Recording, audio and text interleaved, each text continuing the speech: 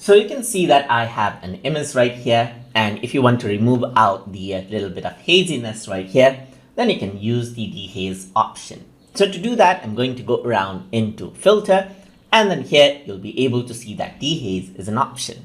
Once you click on it, you can increase and decrease the amount. So I'm going to increase it, and you can see that the haziness gets removed out. So it tries to remove out it tries to darken up the highlights right here to make it seem as if there is no haze in it. So doing it like a lot really removes out the detail right here and makes the colors look unnatural. So you just need to find the right spot right here. So you can see the before and after, like you can see the details over here. So instead of being blown out, it is much more darker.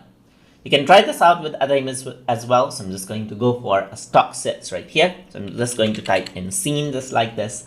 And let's say I want to go around into an image such as this one right here. Okay, so once I do that, it is loading it out, as you can see right here.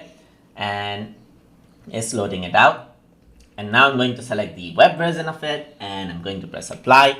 So I'm going to go around into filter, and I'm going to go around into dehaze, and you can see that it darkens out the highlights over there so that you can see the details of it.